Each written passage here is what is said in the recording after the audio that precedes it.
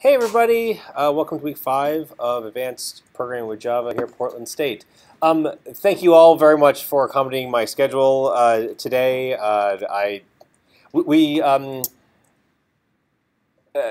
Tripwire is, let's see here, sorry. So we apply, okay, so anybody have experience working in manufacturing? Like, okay, a couple people. Have you heard of something called Lean, right? And so this is how these are the systems that came out of Toyota and a lot of the manufacturing in the 80s. And our parent company, Belden, has its roots in manufacturing, and so it has a very strong Lean presence, and it's how we approach our work. Anyway. So we're engaged in an activity right now called a Kaizen, which is a very focused improvement activity.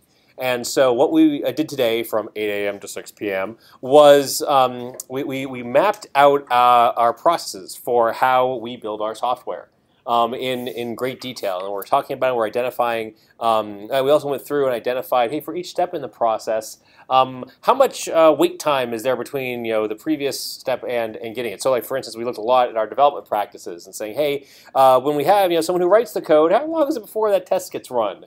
Or how until the QA engineer engages on that story. We also look at our planning processes and our release processes. Anyway, it's fun stuff. I gotta admit I had a good time, but it made for a long day, and it meant that I had to cancel office hours. Sorry about that, and that we're getting off to a late start tonight. It also means I'm really quite tired, and I didn't have much for dinner. So I don't think it's gonna be that late tonight. But with regards to what we're doing, I'll set up the agenda. So first we'll open up with some Q&A in terms of your Project 3, which is due tonight, and Project 4, which is due next week. I want to do a little bit of pair programming. There's another kata that I'd like us to begin tonight. I don't think we'll get it all done tonight, but begin it tonight. And then I want to introduce Project 5. Which is the last project, and it doesn't necessarily build on the code from Project 4, but it builds on a lot of the concepts from Project 4. And so then that's it. I'll probably pass out sometime in there. So, from overexhaustion, unfortunately, and not because of inebriation. So, let's start out though. Project 3, lots of questions about it. Lots of good questions. I appreciate all of them, and I know I still have a couple in my inbox I haven't gotten back to. Sorry, but what can I tell you about that? Yes. So the format got short. Uh-huh. I find that when I'm doing testing it on Mac versus Linux, the format is different. Yes. Are you testing it specifically to look a certain way? Nope. No, that's one of the beauties of dateformat.short, and there were a couple of conversations that we had on the community that sort of hinted at that. So part of the lesson, one of the things I want you to learn, is that in the date format class has these constants, like short and long and everything like that, and they are what are called localized, meaning that they will display differently in different environments. So localized usually means based on your country and language code. So you think about the way most people in the U.S. are used to formatting dates. It's month, day, year. But you go to Europe, for instance, and it's day, month, year, et cetera, et cetera. It also allows you to localize it for different languages, and there's all sorts of stuff in the lecture notes about this. The cool thing about using date format short, though, is that no matter where your program runs, it's going to display in a way that makes sense for the person using your program. And that was sort of part of it. That was part of the project and part of the assignment. But yes, and as you noticed, it runs differently even on different operating systems, and that's okay, right? Well, how is it different? Do you remember off the top of your head? On my Mac it would be like 7/717, and then on the Linux it was like 2017-07-. Oh, interesting. Yeah, so it's a very different date format between the two machines. And so yeah, it sounded like it's Linux, so maybe it's a little more nerdier than the Mac, or Mac is more beautiful. Steve wanted to be that way, so it's that way. I don't know. Okay, cool. Yeah. Everybody submitted to Project 3? I haven't looked recently. Yeah. Okay. The people here anyway did. Probably other people are finishing off, and I'm being flexible on this one, especially since all the stuff in the last couple of days, and I'm not going to be getting to grading it to it this weekend until this weekend anyway. So, okay, cool. Project 4. You had a question about the archetype. You say you were having some problems running the archetype, and someone else, other people have also. Okay. I have a question. Yes. When we generate archetype, it should be in airline folder, already existing airline. It can be in any folder. You should probably create it in a different folder because otherwise it would blow away the other one, which means you have to copy the classes over, which is probably what you want to do anyway.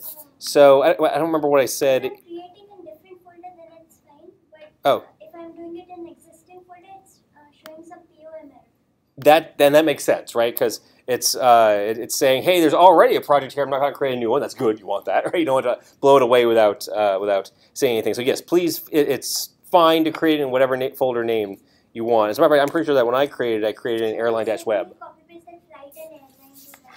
So yes, you'll have to copy your flight and airline and pretty printer and whatever else you need from Project 3 into the stuff for Project 4. That's a good question. Now, with regards to creating the archetype, let's see here. Let me get a terminal up here. That looks like something we're going to need tonight. Let me just go to the X directory here. Oops. So, oh, I don't have one of those. Good. So, yeah, let me just try to create the archetype and point out a couple of things. So, that's going to blow up because there's no about login, which is fine.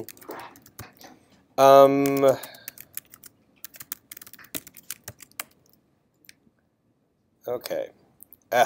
Anyway, sorry. All that stuff. Maven-s batch mode to get rid of all the colors that don't come through unless. Okay, so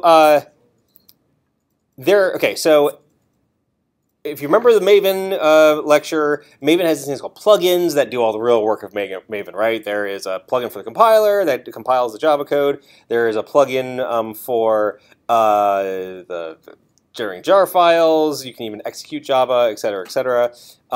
There is also a plugin for managing the archetype.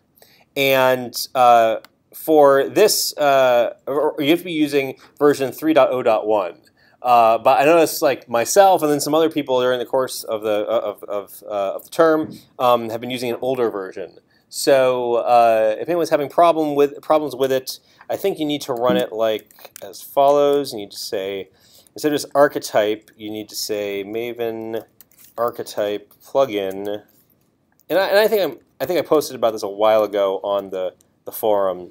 Actually, maybe I can just find it on the forum, which, let's see here. Oops, communities, blah, blah, blah, search community, so Maven archetype plugin. Okay, guess not. I thought maybe I emailed somebody about it.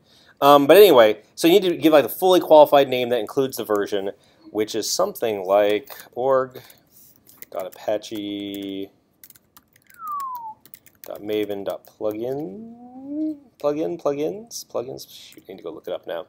And then you need to put the version 3.0.1 after it. Yeah, I couldn't find it, so I was going to look in the repository then to see how it was downloaded. So org Apache Maven. Oh, maybe it's just this. Wait, Maven. No. Plugin. Maven. Oh, there it is. Wait, no, that's just bogus. So, find in that directory something called Maven Archetype plugin. Hey, there it is. So it's plugins.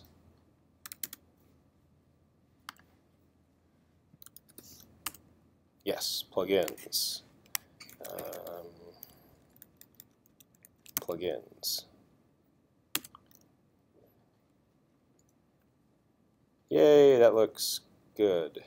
Build failure. I don't know why. Huh. Oh wait, no, there it is.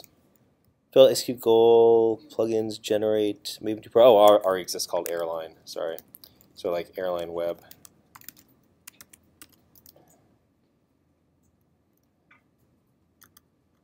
Yay, okay, looks like it's doing it. So I'm going to post this into the community in case anybody else is having a problem here. You don't need all that stuff. You just need this. No. Anyone is having difficulties generating the Maven project for project 4. Try fully qualifying the name of the plugin.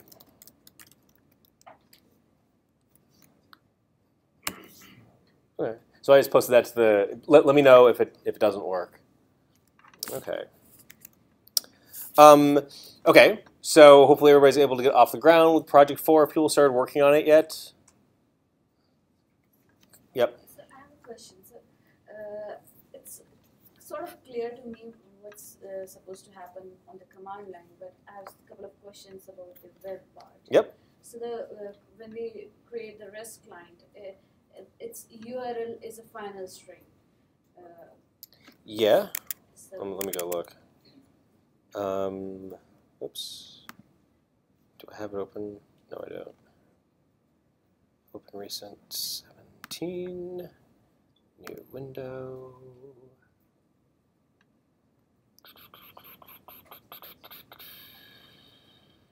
Hello? That was weird. Okay. So like in the airline REST client, right. Okay, it's URL is a final string, yep. Right. So it only takes 2 parameters, that's host name and port. And the project says that the application should support a couple of Yes. URLs. So I'm not sure how entirely do we like append the URL? Well, if you look at the get method, so yes, so very good observation. So the airline REST client has a static field URL, and it's final. So wait a second, you look at the assignment. There's like a whole bunch of different URLs that you need to support. This is the base URL, which I think gives you everything that you need. And then when you use a method like get, this is where you put the URL parameters as the key value pairs. So this would be something like name and like for the airline name. So I have to go look at the assignment. But how would those URLs would actually can be accessed? Like, do we have to post to the modified URL? Yes. Oh, heck no. Yes. So like for instance, when you post to this URL, the whole URL with the parameters on it, and then you send it the depart time, the destination time, and the arrival time in the post. So let's see here. Here's an example of post to my URL. That's neat. And so you give it a bunch of key value pairs. Let's see if we can find where that's used. Yeah, like when you add the key value pair, you say like post to my URL, and then you give it the values that you post. So key values that you post. Basically, it's appending to the URL string. Or do we have to It's probably putting it in the body, which is good for you to know, but it's probably not required. I encode the parameters, that's data, and then I post it in the body of the request. So if you're familiar with HTTP, awesome, great, understand this. If you're not, it's okay. Just use the Java code and let that do the heavy lifting, which is intentional. Okay, so as long as we have the correct key value pairs, everything else would be done. Yes. Oh. Yep. And another question is that on the page 2, it says that the client could perform several functions, but only 2 are listed. I was wondering what else it should be able to do because several functions. Yes. 2. For some version of several. Okay. Yeah, because I don't want to miss out on something. Add and search, and that's off the top of my head. That's all I can think of. What can it do? It can add. It can search, and then there's command line part. No, I think that's pretty much. Well, it's let's see here. Get returns all flights. Correct. There is yeah, okay, right, and this will be on the this will be tested. You need to support doing get on this URL, but there's no way to exercise that functionality through the command line. Maybe that's what you're pointing out, is that the servlet supports 3 operations: getting all the flights, creating a new flight, and then querying on the flight. But the command line utility only supports 2 operations: adding a flight to the server and then searching for between 2 airports. But if we don't do any parameters, just the host code and the airline, it would list all the It would. values. And so then there's lots of ways to hit a URL, and I'm going to find one of them that isn't your command line program to test. And even in search, is it like that's the only search available, like the airline name, Yes. source, and destination? Yep. There are no other permutation. Nope. No other permutation. Nope. No. Yeah. Yeah. So it's not like in between a given date or whatever. You guys can go work for like United Airlines if you want to write that application. Doesn't that sound awful? Working on airline software. Anyway. Get free flights. On United, yeah. It's, hey, I don't know. I don't know anything about airlines. Okay, cool. Very good question. Thank you. What else? Anything else people have learned or struggling with or concerned about for Project 4? I have a question about the Cohen's project. Oh, the Cohen's project, yes. How's that going? I got it done, and Cool. I shifted it from my computer onto the Linux server. Yeah. And some of the answers broke. Oh, interesting.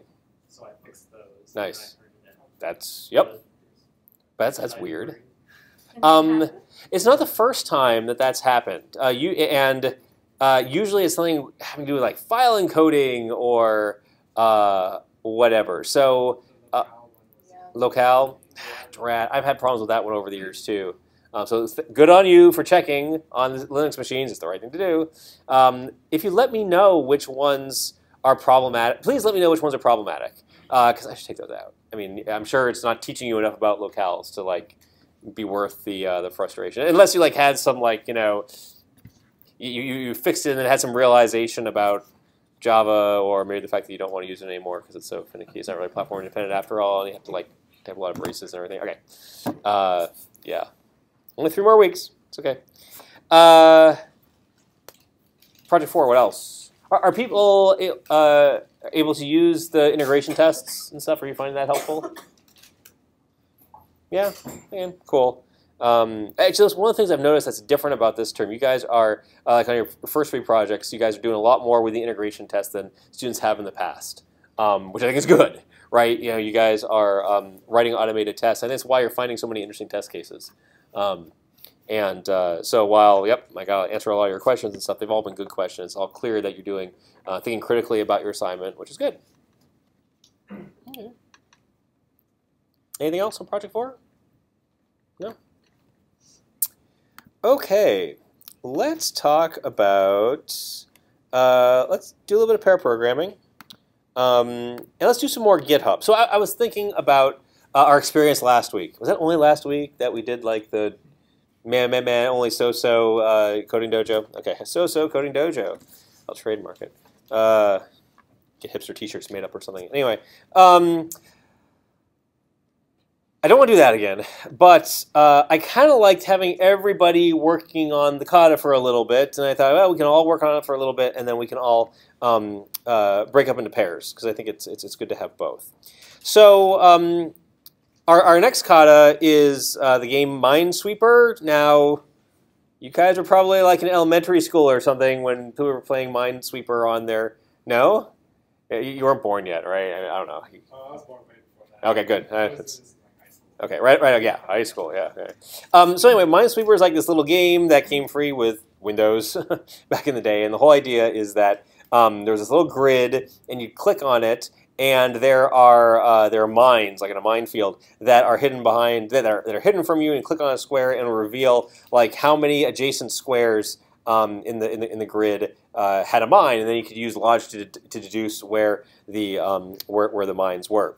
So this is it's a good sort of logic game, and figuring out how to model it is what I want to focus on in the first part of class tonight. And so I thought it'd be cool if we did the following. So last week we a lot of people who had GitHub accounts signed up to be added to this organization that I started for the class. Thank you very much. Although I guess we won't be needing that tonight. But anyway, I'd like so last week we all contributed to the same repository, and that was an interesting experiment. This week I want to do something a little bit different.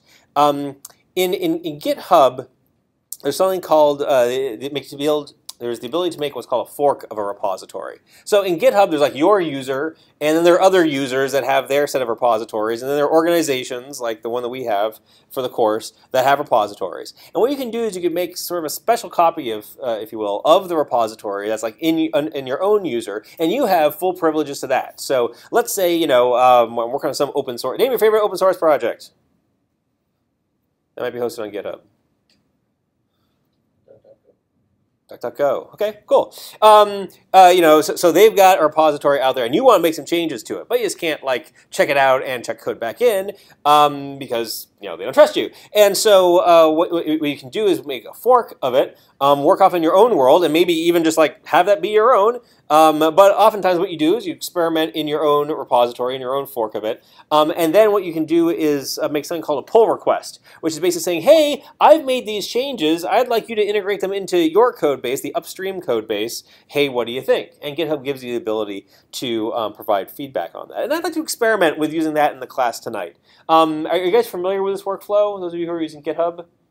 Maybe? Yeah, maybe a couple of people? Okay, probably not something you've done in your classes before, so I think a lot of you have used GitHub to sort of, back up your code, maybe share on a project and stuff. This is another way of sharing. So there'll be a couple of steps of what we do tonight. First, make a fork of the repository, and I also want to try something different instead. I've noticed that even though we've seen a lot of test-driven development and stuff, it's still kind of hard, especially when you're up here in front of people, to sort of think about the tests. So I thought I'd take a slightly different approach tonight. As a class, let's brainstorm some tests. Let's implement those tests, not the implementation of them, just write the tests. And so we'll stub out the classes. This will help us design what our classes for the kata should look like.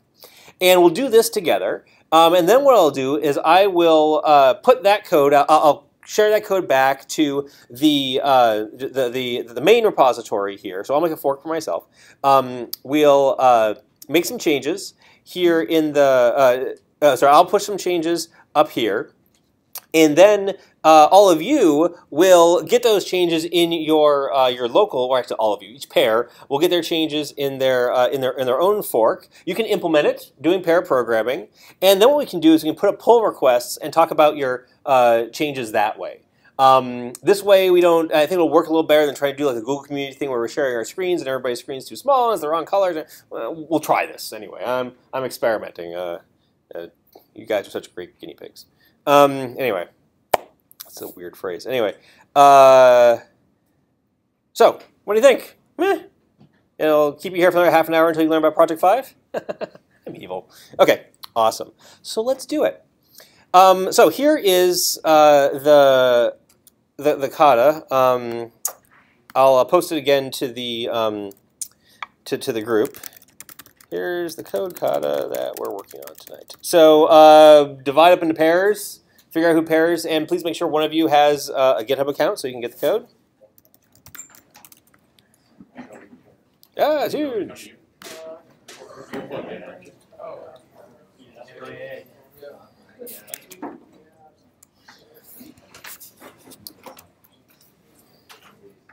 Okay. Yeah, Minesweeper back. Right? Millennials like the 90s, right? Ish. It's all, I don't know. Okay. Actually, you know what I'm going to do? I'm going to turn my video camera on. Now I won't turn the camera on. Okay. So, give me some visual indication when you found the URL. Because here's what I will walk through the steps together. So I tried to document them here in the in the README, but I don't know. So we'll see. Okay.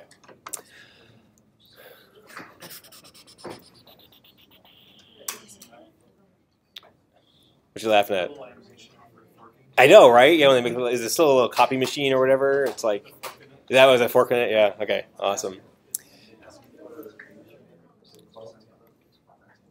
Into, yes. So it wants to be your username or whatever you're going to. Here, okay, so let's walk through it. That's a GitHub user. Yeah.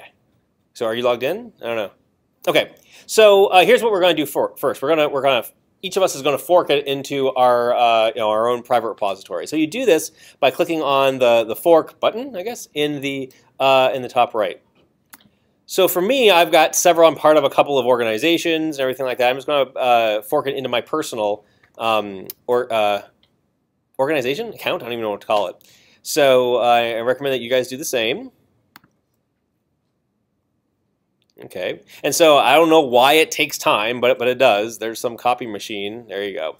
And so now I've got a copy of the Minesweeper kata repository. It's in my it's like my own personal copy of it, so it's different from the organization's. And note that it says it's forked from that URL or that project right there. And so GitHub maintains this relationship between your fork of the project and the upstream project is what it's called. And then this allows you to get some changes from the upstream, which is what we'll do, what you'll do, and it also allows you then to push stuff. Push stuff up.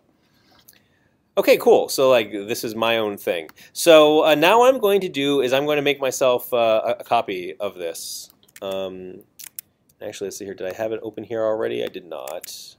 So I'm going to make a clone, and I think you guys have done this before, so please play along at home. Make a copy. And let's see here.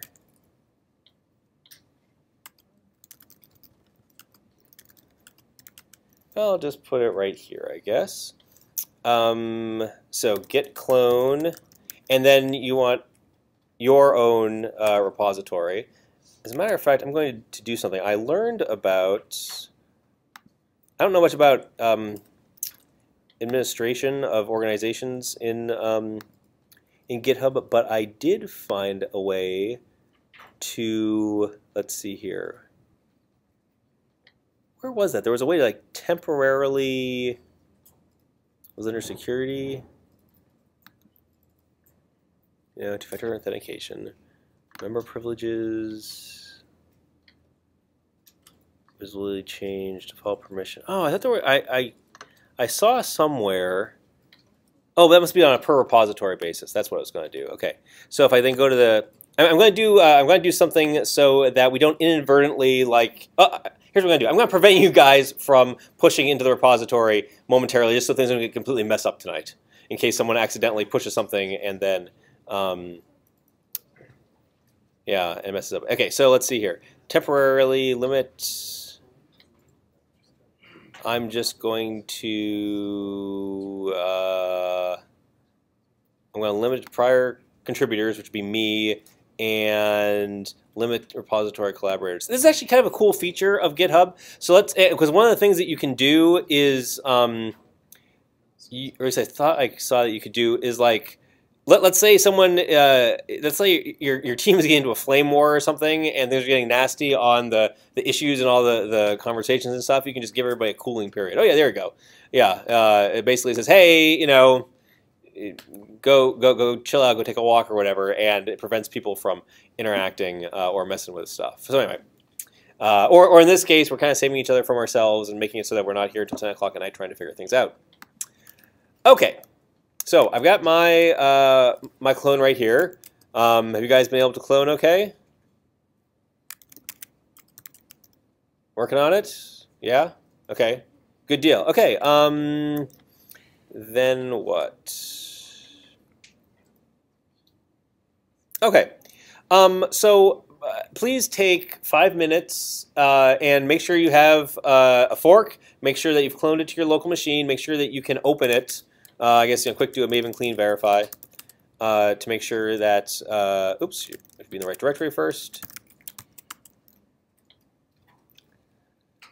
And then let's take 5 minutes and read over the kata. And then what we're going to do is we're going to brainstorm some test cases. I'm going to do some coding to get to implement a couple of those test cases, sort of flesh out what the class is going to look like. And then I'm going to turn it over to you guys to implement stuff.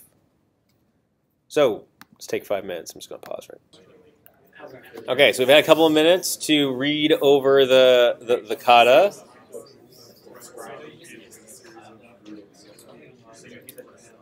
So any questions before we get started on test scenarios? Everybody sort of understand at a general level what we're doing here? So you have, the input to the program is something that describes the board just in terms of, hey, here are the cells on the board, and here's which ones contain mines, and everything else is something else. And the output is that same grid with a description of either, well, hey, I've got a mine here, or hey, here's how many mines this square is adjacent to. Okay, so I think I heard some of you guys are already thinking about the implementation. That's good. You'll get there very shortly. But first, let's talk about how to. I guess two things. One is what tests we should write, and so let's bang out, I don't know, 5 or 6 of them or something. But then also, how are you going to design the classes that back this? So that's really what we're looking to inform. I wanted to inform it together to see how it goes. So, what is the first test that we should write?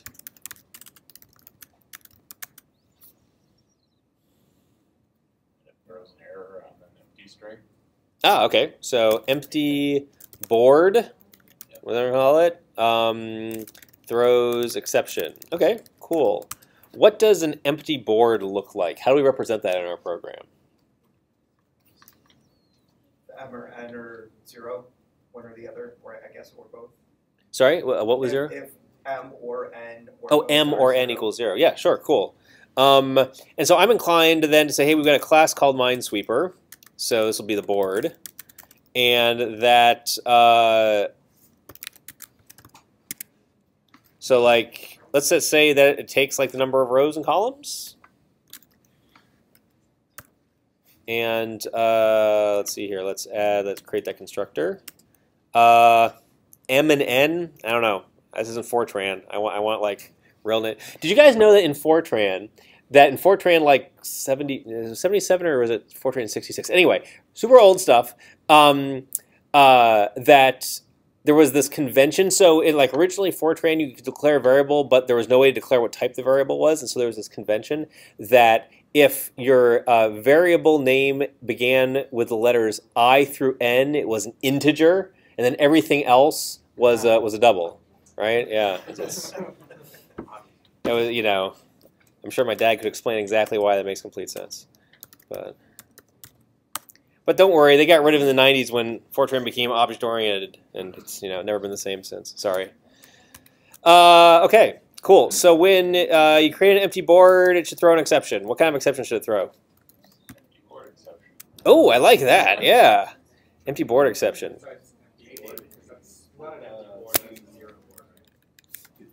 Oh, what's the difference? An empty board to me is like you have 100 by 100, but there are no lines in it. Oh, so like a mindless board. Okay.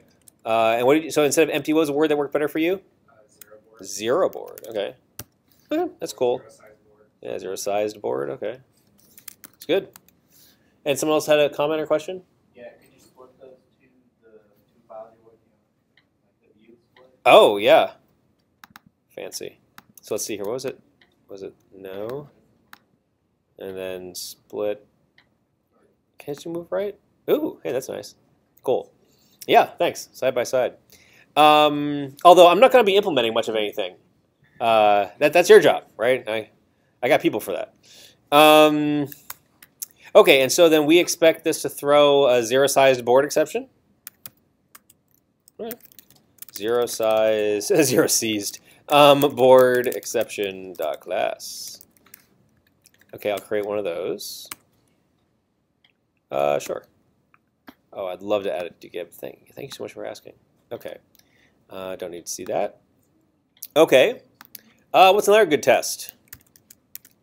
You could test the same thing with like 0, 50, 50, 0. Oh, nice. Same thing, Right. Okay. So board with 0 rows throws exception.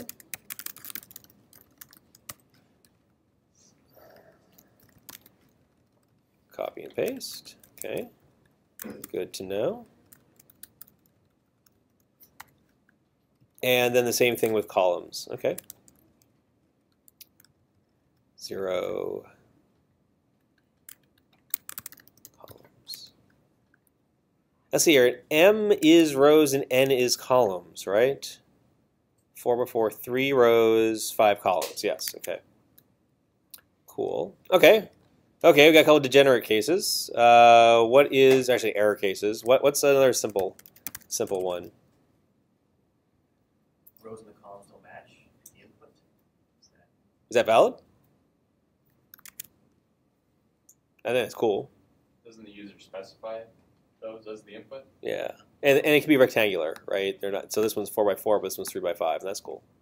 So they can don't have to be the same. Is what he's saying that the rows and columns, the number of characters in needs to equal. Ooh, Yeah. gotcha. Okay, so what would be a test that would do that? So it's like a ragged board. Ragged board throws exception. Gee, it's like you guys have been focusing a lot on error checking lately or something. Okay. Okay, so that's a Minesweeper. So like, what size board do we want?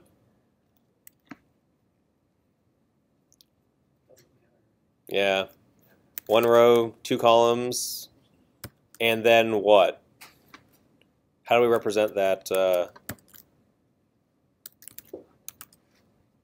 Now what do? We need to give it a row that's bogus. So you're talking about like a row or a column that doesn't have the same number as one of the other columns. Yeah. So that don't. Yeah. Okay. Right. So it's got to throw something. What kind of exception should it throw? A ragged board. I just really like that ragged board exception. It's kind of How do you ever end up with that? with what? With a ragged board. You've seen the way I test your code, right? Yeah. Someone throws in crap. Well, but I mean, Yeah. if you're defining a class called Minesweeper, it takes a row and a column. And Mm-hmm. Well, and conceivably you're making some sort of data structure that has a number of rows and columns. How would you ever end up with that situation? Well, it'll happen. You can have it at some point in your program, right? So I mean, input comes from someplace. So I don't know whether it's read from the command line or it's read from a file or something. You'll need to verify it, and so that's a good point. I mean, just in general, as you guys have seen in your projects, right? You need to decide where you do your error checking. And I guess I've been advising you guys to do your error checking on certain kinds of error checking on the periphery of your of your program. So like in your command line or as you're parsing your file, for instance, right? I think that's the periphery of your program. But then there's also something to be said for internal validation. So like for instance, with your dates, now in project 3, you're parsing your date from your text file and converting to a Java util date. Well, once you've done that, you know it's a date, you know it's valid, right? And so then it's this typed object, and you can pass that around your program as a date. You don't need to validate that it's got a 4-digit year anymore, right? Because it's actually not. It's cool then, right? So I guess then sort of the same thing here. How do we? Okay, first of all, how do we specify what the contents of this board looks like? Like, what Java code do we write to represent that? Is this coming from the keyword? Don't know where it's coming from. From the test, it's coming from the test. So let's just say it that way. So we're calling, let's have it be a method, and we can call the method directly. So what would that look like? Sounds like it's a string. Okay, yep, right. So the string. And so we want the string to look like just like that, right? That's the string. Okay. So then how do we send that string to the board? You can have like a set row. Yeah. I think I'm going to call it add row, right?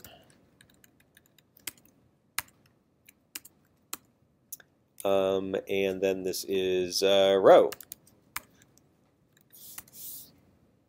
Yeah, it could be a character array too, or also, but whatever, you guys can figure it out. Okay, and so this will throw an exception. And this is ragged board, and this is ragged it's a ragged board with a ragged row. So it's really ragged row on board. So we probably want a ragged column, right? Right, because that row should be 2 wide. And then a ragged column. Yeah, I mean, I agree with like, if you have a board that's 3 columns wide, Yeah. like you try to set, like you try to do an add row of 4 dots, like that's sort of I just don't see how you would get. So, I'm trying to figure from the kata, like, do you generate the rows and the columns, or is that part of the input? The kata says it's part of the input. So the kata says you take a file. So it could say 4, 4, and then have 5 rows and 5 columns in the input. In the file, yes. Right. In the input, and you should validate that, right? That should be validated. Yeah. If they give you 4, 4, I don't see how you should. I mean, if you somehow manage to end up with an array that looks like this, then I think you're probably outside of the bounds of this program. Like, Well, I don't know. I mean, so is it like just? I mean, is it input checking for the program? Now, for the class, maybe. And so then someone's got to have that logic, and I don't know. I think it might make sense to put it inside the Minesweeper class, because especially since the input is a string. Now, I mean, if yeah, I agree. Like if you try to add 3 dots or 3 dots in a row to one that can only be 2 wide, right. That's an exception. But the whole ragged column on board and ragged row on board just doesn't make sense to me. Oh, interesting. Like, isn't it the same thing? No, like you can overflow the bound, but how could you define? Let's say you make an array, a 2G array or something. How do you define Oh, okay. Sorry. Right.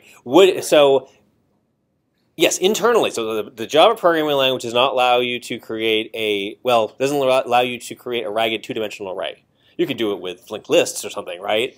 But you wouldn't even get that far because what the class would be doing is input validation on this string. Right, so I'm sure you're all imagining how you can implement this. You'll get a chance to do it very shortly. Yeah. So. Okay, so you're yeah. saying like the input is ragged. Exactly. Okay. Yeah. Okay. That's a good point. Yeah. So I mean, ragged input or something is probably a better name than for this. Yeah. How do you end up with a ragged board? Right. Internally, you're right. And just the same way with when you convert your string represents a date into a Java util date, that's always going to be valid because the Java date class doesn't let you have an invalid date. Yeah. So maybe the name really is ragged input. Okay. Yeah. I like that. Ragged input. Yeah. No, that's good. Nice. Refactoring. Making the code more clear. Because you guys are going to have to work with this code in just a little bit, so. Okay. But in real life, nobody ever argues about variables. No. Because they should all be named X and Y and J, which you know is an integer because it's between the letters I and N. Okay. Is that why we're always taught like into I? Yeah, because everybody who wrote those books learned Fortran in the 40s or something. Yeah, it's ridiculous. Yeah. Well, it's funny, right? I mean, it's like, yeah, right. It's it's really kind of funny to go back and like, well, so you guys have been by the computer science department lately and have all those old like from the 90s, right? Old like conference proceedings and stuff. And it was funny. Like last week, maybe a couple weeks ago, I picked one of those up because I was at that conference. And actually, that conference, it was UPSLA 99, which has special significance to me because that's how I ended up in Portland. Funny story, and why not? When I was in graduate school, between 2 years of graduate school, I did an internship at Sun Microsystems in Silicon Valley. We were in Mountain View. And I was working with this guy, Brian. And then, so I go back to school, I go back to Purdue, and then in November there was this conference, tried to get a paper to the conference, it wasn't accepted, but they had like a student like helper gopher thing that I was able to get in and got a little bit of a subsidy, and then anyway, I flew to Denver and attended the conference. And I saw my former coworker Brian, and we're catching up. Hey, how you been? How's the rest of your summer? How's school going? All that stuff. And he cuts me off like, "Oh, sorry, there's someone over there who I haven't seen in like 20 years." I'm like, "Fine." I go back to like tending whatever booth I'm doing or whatever. And then he brings his friend over, and come to find out, she was the vice president of engineering at this little company called Gemstone in Beaverton, Oregon, that like was doing exactly what I was doing for my thesis. And I'm like, "You'll pay me to do this? Oh, cool." And anyway, so that's how I ended up here in Portland, just going to that conference, totally random thing. thing, and the proceedings were up there. And so I was thumbing through the proceedings and remembering, oh yeah, I remember that talk, and it all seems so like cute and dated right now because like people cared about that stuff back then. But anyway, it was a long time ago. Sorry, diversion. So let's see here. This would be a ragged board, 2 rows, 1 column. So what should? So the first row is right. If we wanted to have it be ragged on the second row, what would the second row look like? 2 dots? Yeah, I guess, yeah, or 0, I guess. Anyway, okay. This is kind of dull. So we have lots of error cases. Let's think of a couple happy paths. So like, what's something that works? And let's see if it works. So like, what's a really simple case? 2 square. Anything simpler? 1 square. 1 square? 1 square should have a mine in it? No, well, yeah, let's do that. 1 square with mine. Okay, so I know how to create a 1 square with a mine. I say it's a board. It's a new Minesweeper, and it's got 1 row, 1 column, and it has a row. Oops. Board. Oh, I can't type tonight. Add row, and it has it has a mine in it. Okay, and now what? So this is sort of the given. So what's the when in the given when then?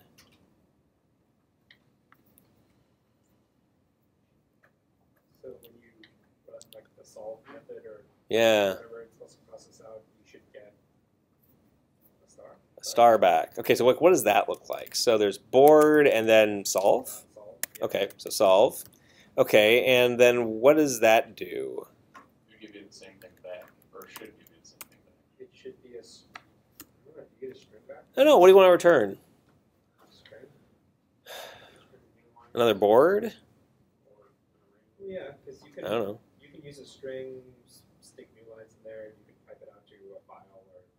Yeah? Standard Just be a output. string? Yeah, string or string. Array. If you really wanted to. Might be easier to validate if it's a 2-dimensional thing. Should be its own object. Should be another Minesweeper. I mean, I don't know. I think it'd be pretty easy to just validate a string.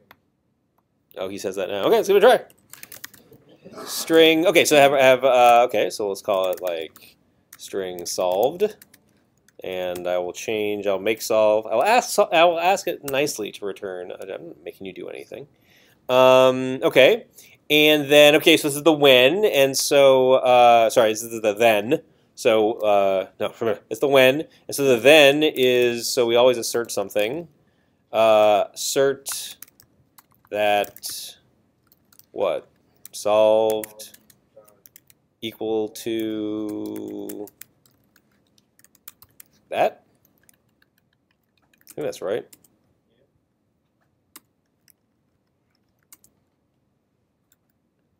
Import static method, yes, yes, yes. Okay, cool. Oops. And oh, one more. Well, actually, let's see 1 square with no mine.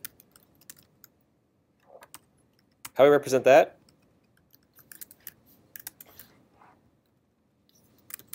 So you got a board. Actually, get the same thing as above. Right. But is a board with no mines a valid Minesweeper board? I think so. It's an easy game, right? But it's A game that's already solved? yeah, not very interesting. And so then, what should the solved version be? 0. 0? Okay, that's neat. I don't know. Any more tests that you want to capture? Maybe to tease out the API?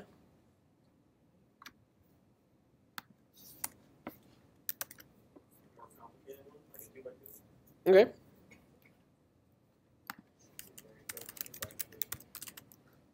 What? 500? Okay.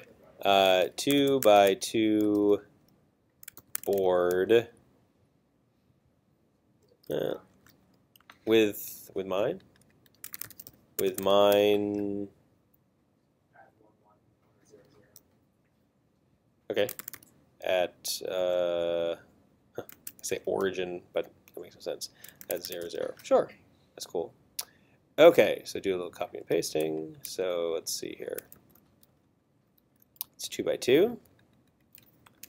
And so there's a mine at 0, 0, and then there's nothing else on the board, right?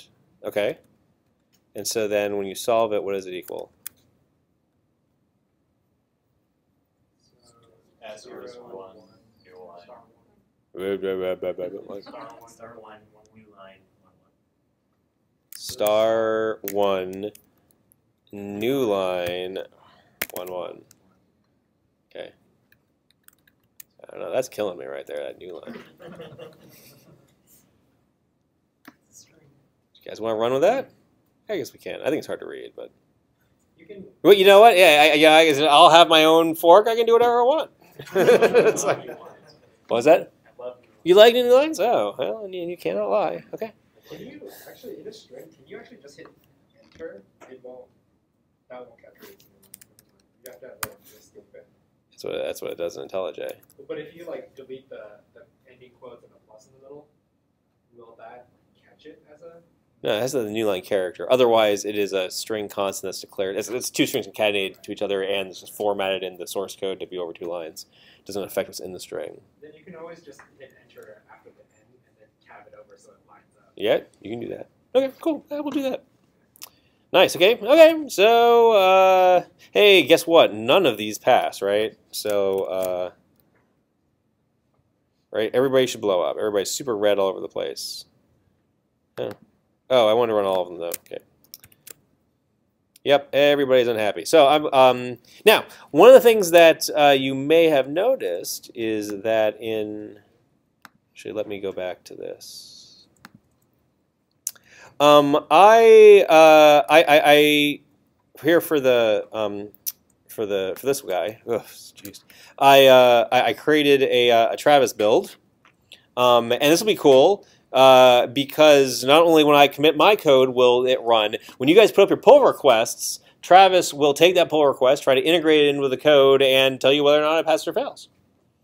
Pretty nifty. Yeah. We'll take a look at that later. Okay, cool. Okay, anything else? Any other tests that you want to capture before we, before you start coding?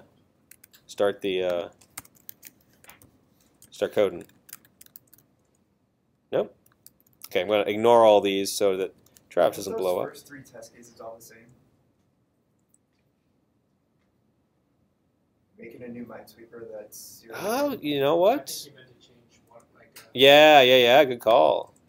0 rows, but like 5 columns. Yeah, no, that's good. 5 rows, 0 columns. Thank you. Good catch.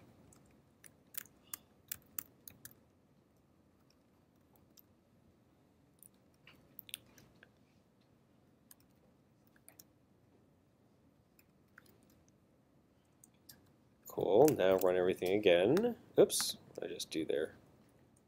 Test ignored. Blah blah blah blah. Okay. Good. Okay. So now here's what I'm going to do. I am going to. Okay. So back to Git and GitHub stuff.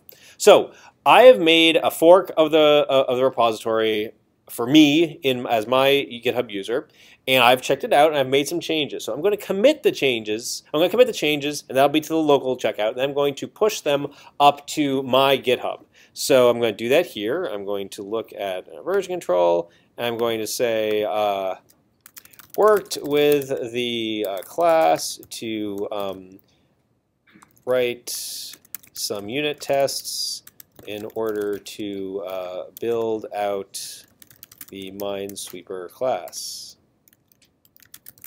Okay, so I'm going to commit these and I'm going to push them. So this will push it up to origin master, which is which is my GitHub. Okay. So now if I go to, this is my GitHub here, and I refresh, it tells me that, yep, okay, I just did this, and it tells me, this branch is one commit ahead of the upstream branch of master. So here's what I'm going to do. I'm going to create what's called a pull request. And so then this is me telling the rest of the class, hey, I've got some stuff I want to commit. And it lets me preview, say what the changes were, and sure enough, I've added some stuff. I did that, and so I can look at it. And actually, what we can do is you can comment on these things, and so I might have you guys do for your pull requests. And so, actually, yeah, so like the code review that I got from him saying, hey, that I can. Oops, can I not comment on my own pull requests? No, what am I doing? Oh, I have to create the pull request first. Sorry, duh.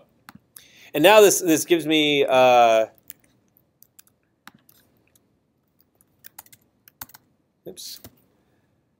I can name the pull request. I can say add some unit tests from the class, and I can have all sorts of stuff. But now we can have a conversation about this pull request, and so GitHub is telling me there's no conflicts, so that's good. And it's running. So now Travis is running is going to take this code. If it and basically it will tell you, hey, if we did take this code from Dave and put it in the classes in the courses repository, what will happen? Will it pass? And this is also an opportunity where we can then look at the files that were changed, and this is, I believe, where we can make comments on it. So you say, look, and I can mention people. So if I want to mention like the grader or one of you guys or whatever.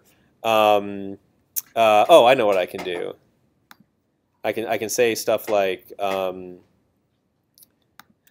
can mention Chris, and I can say that wanted us to have a new line in the output. I wasn't so sure. And then we can argue about it. And then like he can make fun of my politics, I can make fun of his politics. It's the internet. So yeah, you know how things go. Okay. Anyway, and yeah, there's a whole like review thing. They've added some workflow and added a single comment and stuff. And now Chris is famous on the internet. And anyway, and so then you probably you'll get an email because I mentioned you, and then we can go back and forth. And so the whole idea, this is a way of doing code review. This is a way of collaborating on it. Because ultimately, like I, as an owner of the repository, and actually all of you can do it too, I think, can then ultimately approve the request. Oh, it's saying that still the check hasn't completed yet. Seriously, it hasn't? Ooh, it broke. What didn't it like? Oh, cool. This is good, right? So now, actually, so sorry. Let me go back. Oh, it said it failed. I want to know why it failed. So, oops. It failed. Oh, I wonder if it fails because there weren't any tests. Ooh, cannot find symbol. Ooh, what is up with that? The exceptions are. Yeah, the exceptions aren't being found. Oh, did I add them in some weird place? I might have done that. That's a good. Yeah. So where's the exception? I bet I didn't add them in the source code or something. Yeah, I added them off in the IntelliJ will do that. I wasn't paying attention when I created the class. It puts it off in the integration tests. That's cool. So, wow, what a great way to learn by watching your professor make mistakes. Okay, so I can just move those to that package. Yes, in the right location. Very nice. Cool. So now I will, I'll just run it from the command line to make sure everything's, right, I didn't run it from the command line. Bad Dave. But Travis caught me. And then so as the owner of the, whoever will approve that pull request, I can say, hey, look, your stuff didn't work, and I've got Travis approve it. Now it's okay. That's good. And so I'll check in those changes. And I'll say, moved, I just heard my phone buzz. I wonder if Chris is giving me crap on GitHub. Move. To your comment on my post. Yeah, nice.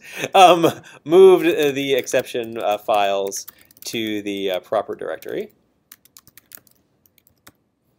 And so now I can commit and push that up. This is pushing it to my GitHub repository.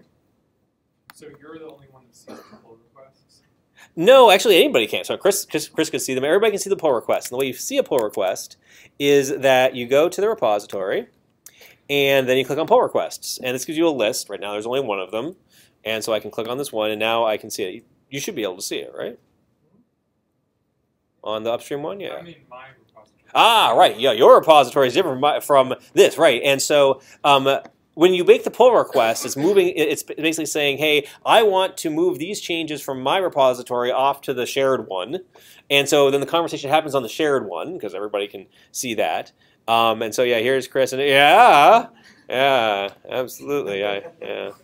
Nice. Okay, and so now it's saying instead of something failing, there's still some checks going on. So I'll go over to Travis and eagerly await the results. Here it's running. We can watch the log go by because I'm nervous. I don't want to look bad getting another animated GIF posted. I don't know. It's weird what motivates people. It's off doing its thing. It's running some tests. Hey, looks like everything passed or something failed. Yay, looks like the build's done. Okay, that's good to know. Huzzah. And yay, everything's green here. And so now I can merge pull. Chris, can you merge pull request? Do you have the ability to do so? Yep. Oh, why don't you do it then? Yeah, you see it. Okay. Huh, I thought I restricted everybody's ability to do that, but it's okay. Yeah, all right. We'll give it a try. So, yeah. Push it real good. There you go. Okay. And now I get the thing. Yeah, view details. Okay, that's cool. And yep, everything passed. And so now here it said that, okay, yep, Chris submitted. Committed that from me, and I can look at the code, and I can see that it's my code. And Chris was the one that committed it. So anyway. So that's sort of how the workflow works. Now, so you've each got your copy. So the next thing is that, okay, great. I've put these changes up on the shared one, and now you need to go get those tests and the skeleton of the Minesweeper class into your repositories. And so the way you do that, I don't have a good example of it. I suppose, I should have done this a better way. Anyway, so now what you need to do is go to yours, and you need to pull it down. And I think maybe there's something in the, I can't show you, but I can, yeah, right, there's this workflow to sync your repository. This is from the command line, which maybe you can do from IntelliJ. I don't know, or you can do it from the command line. So you fetch upstream changes, which will get the changes from the class's repository, put them into your local fork. Then you need to merge them in. I think you can do this through IntelliJ also. But anyway, so give that a try, and then let's spend, I don't know, the next half hour or so working on the kata, and then we'll come back. And then we'll all make pull requests, and we'll go from there. Okay, now it's time for me to write some kata. Okay, so let's see here. Okay, so Minesweeper should... Okay, so now I'm going to start unignoring the tests and write some stuff. Okay, so expected exception didn't throw it, so it's red. I'll make it green by saying if row equals 0 and column equals 0, then throw new 0 size board exception. That's a checked exception. Need to add to the throws clause. It's not compiling over here because, yeah, you know what, I'm going to change this to a runtime exception so that I don't have to like declare it all over the place. Can I just do that here? I cannot. So say this says throwable, runtime exception. Nice. I wonder why it's yellow. What's yellow about it? Doesn't it like? Oh, private. Okay, sure. Package protected. Nice. Okay, everybody is green. Let's run it again. Nice. Hey. Yeah. Okay. So, okay, 0, 0, that one passes. 0, 5. Oops. Didn't want to debug it, but whatever. It fails. So then if row equals 0, then throw it, and this is kind of bogus. Run it again. Great. Column. Run it.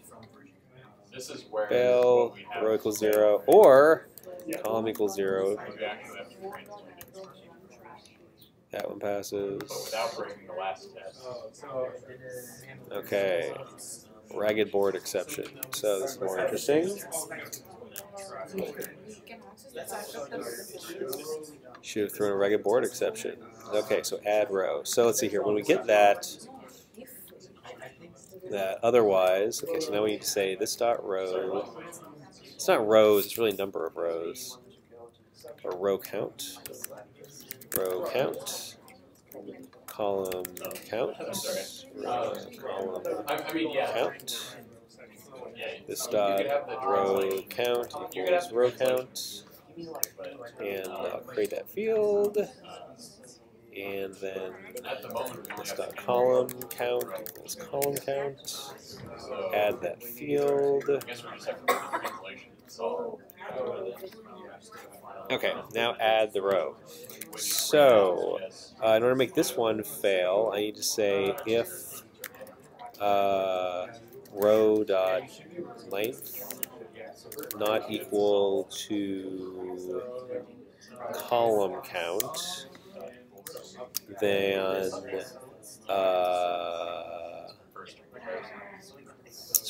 they need to throw new ragged board exception. And then let's extend runtime exception, and then I'll make it package protected. Oops. So fix that. And now I'll run it again. Okay. And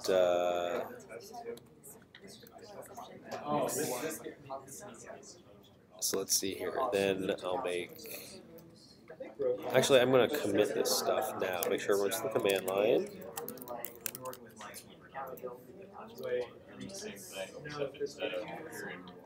Cool. Looks pretty good. I'm going to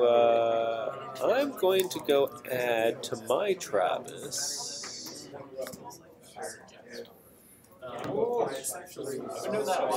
Nice. Okay. I'm going to add to my Travis. Yeah.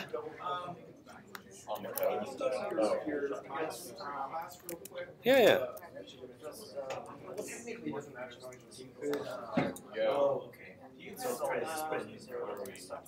In the Minesweeper, in the constructor, you capture you catch the exception anywhere? Nope. Throw it. Now, okay, I did something here. I made my exceptions runtime exception, which means that you don't need to declare them. Okay. Yep. So I guess. Okay, so now. So that's in the. Oh, I guess it didn't need to be so scratch. Okay, so I'm going to quick create a Travis build. Host organizations. I want. I need to sync this to get my latest.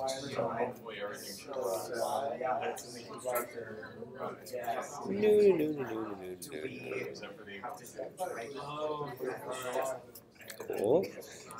Where's the Minesweeper kata? There we go, Minesweeper kata. And it hasn't been a build yet, so I will make a build by committing.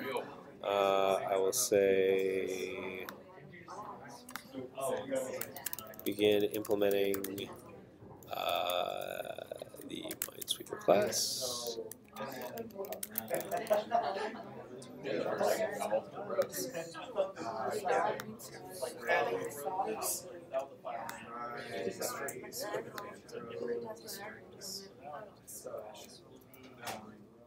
This would be more Cool. Let's see here. Is this starting to build yet?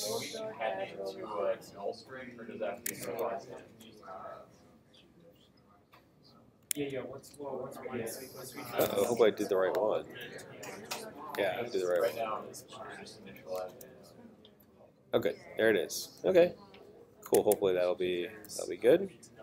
Okay. So now add a couple more. Or I think you can do it right. Let's see here. So that's a ragged board. Here's another ragged board.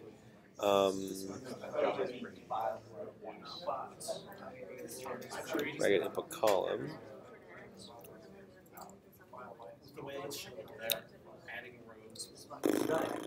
Okay, so with row.length there. Otherwise, I'm going to say this dot rows dot add row. And so this will be a list of strings. Oh, nice. It's smart to do that. It's a new array list. And let's see, can I make this final or something? No. Make.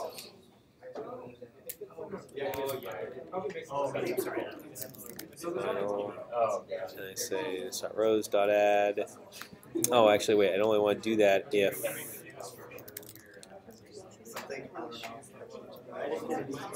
Oh, wait a second.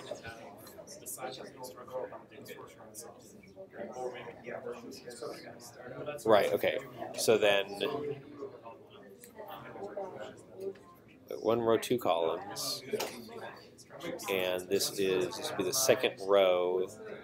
Wait, is this right? Two rows, each with one column. Wait, why does this fail?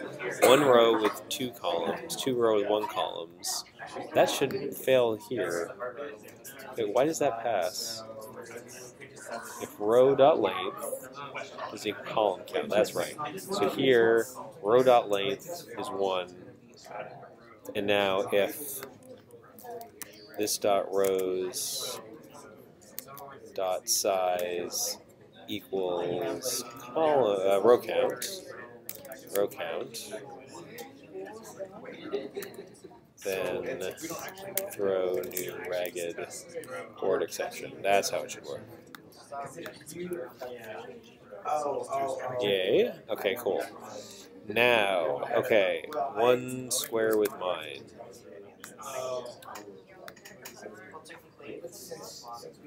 Okay, but was null, so now you didn't put the solve method.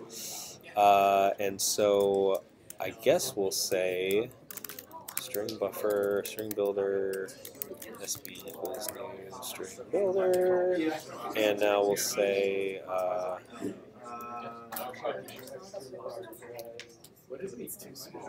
interesting. You know what? No, I'm not going to do that. For string row in rows, and then I'm just going to return the row, I guess, because that'll not return a row. Actually, I can just do that. Meh. I guess I can just do that. That'll be super simple. I definitely think that the logic. Return this dot rows get 0. That works, I think. Yeah, super lame. Okay. Now I gotta get this one working and a little bit more interesting. Because it fails. Okay, so now, oh, someone's got a question. Be right over. Yay! What? No, wait, that's. Oh yeah, that's right. That's good. Okay, and. Oh no, we gotta get this one working. Okay. Oh, we broke it.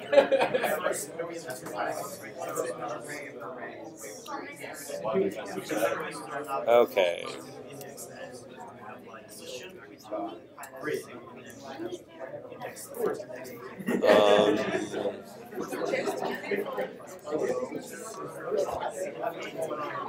I don't know how I'm going to do this. If it's a star, I want to leave it there. Otherwise, I'm just going to do this lame because I want to get moving on to other things.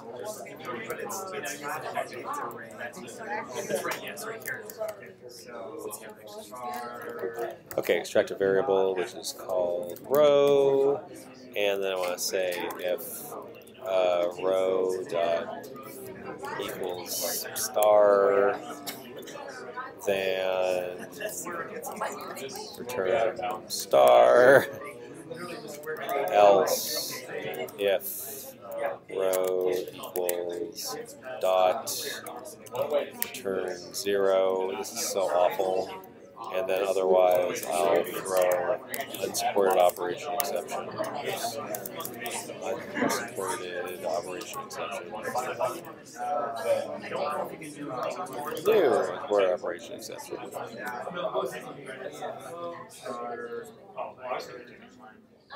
Okay. Okay.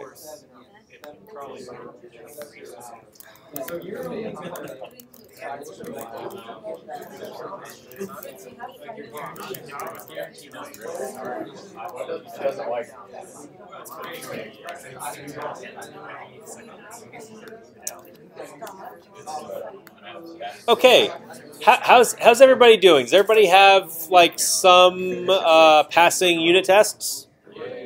Not all of them. Okay, so let's all make pull requests. So go to your go to your go to your fork. No, I already have. That's weird. You can either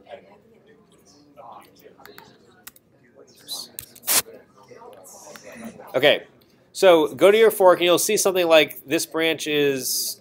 Oh wait, one commit behind. Oh really? Did someone push up?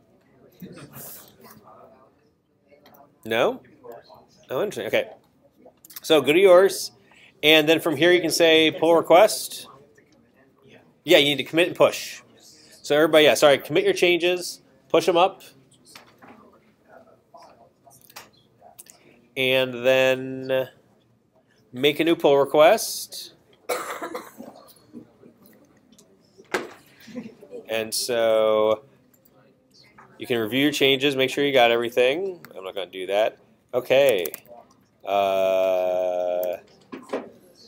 Dave uses TDD to implement the Minesweeper class.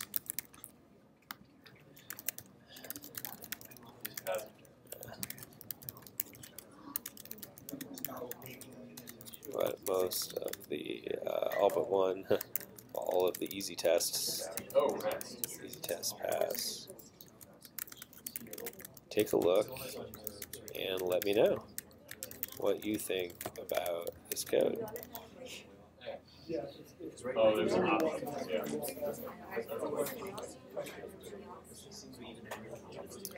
Okay, so I made a pull request. How about you guys?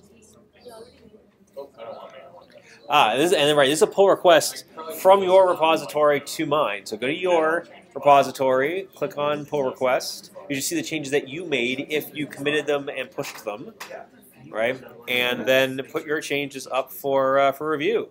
It says there are any open pull requests. On yours, it is true. So maybe it's one. No, I can't. So make a change.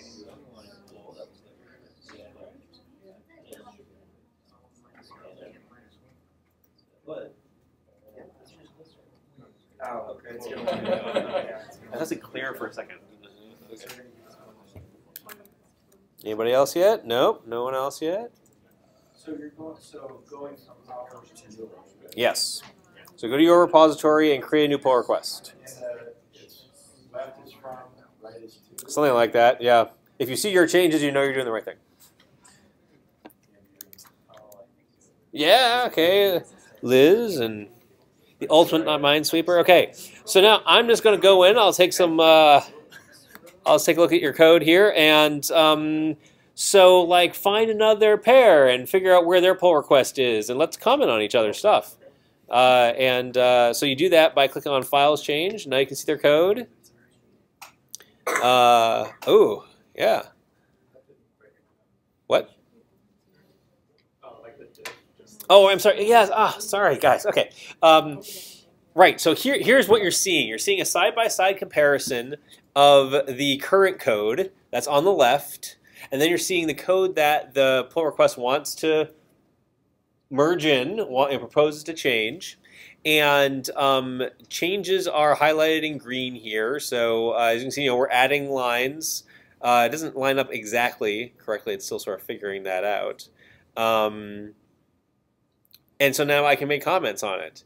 It's like, interesting. You guys got really quiet all of a sudden. Interesting choice of a data structure. I wonder if an array list would be easier to work with. Anyway, and so let's see here. Oh, okay, actually this is nice. So you want to start a review, because what you can do is put multiple comments into a review. You can make a bunch of changes and then click finish, and then you can have sort of more of a conversation. Otherwise, it's sort of like one comment, one email, and lots of stuff goes back and forth. Anyway, so did this make sense to you at all? Okay, good. Sorry, I feel like I'm going fast because like I know this stuff and I forget that like you haven't done this. It's all neat and fun for me and everything. So yeah, find another pair and comment on each other's pull requests. So how do I find someone else's pull request? Oh, that's a good point. Oh, so sorry, just I can see my pull request. just go to also click on pull requests for the repository. You should see 4 of them. Yeah. Okay, and you should see somebody else's. I'm not seeing the. Oh, am I selecting? Oh yeah, you're right. Hey, wait, did someone push mine? Where'd mine go? No. I'm going to unmerge it. Can I do that? Revert. Yeah. Wait. But Oh, I did. Don't click go. Okay. Yeah, we don't want Dave's code in there. Well, I'm pushing to my repo. So I'm going to create my own pull request to undo my pull. Okay. I was And then I'm going to, maybe I should squash it. Now let's merge it. Oh, nice. So it did it all automatically, create a little branch and everything. Yeah. Okay. So then now I want to, well, now I'm going to create my pull request again, I guess. Latest commit. Oh, I wonder if I can do this now. Who did that? So I don't think I can reopen it per se. Aha. Yes. GitHub sees all. Okay. That's cool. So yeah, actually, can I do that? Let's see if I can turn that off. How come people can improve? But it wasn't connected. Why was it getting? Huh. Because I don't see the buttons to add it. Oh, that's weird. Okay. Okay. I thought I'd be able to do that, but yeah. So please don't click merge. I will revert that. Nice. Oh. So some of them have checkboxes and some of them have X's. That's because the X means that the continuous integration failed. Let's go take a look for that one. Oh, okay. Oh, okay. So I'm just going to comment on that one. I don't know. It looks like your changes will break the unit tests. Here's what Travis said.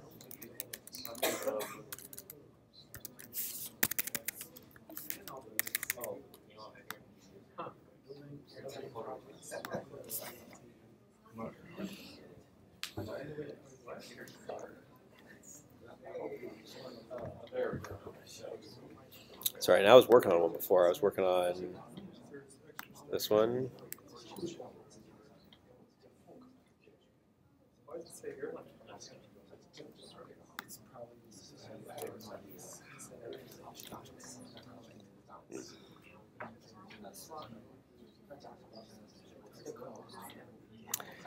If rows filled in equals input board dot length.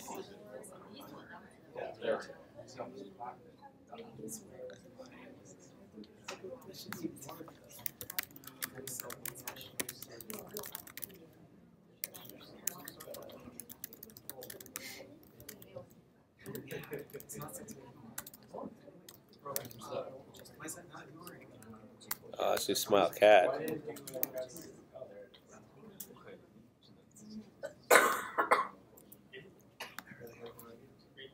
Yeah, I know, right?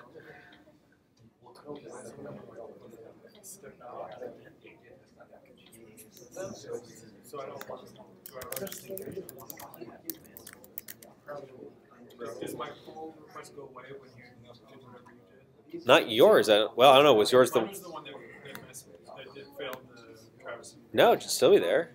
So I fixed that. Use push another change to your brand. Push it. So fix the repository. Right. It'll update it for you automatically. Update it automatically, which I think is pretty cool. Yeah.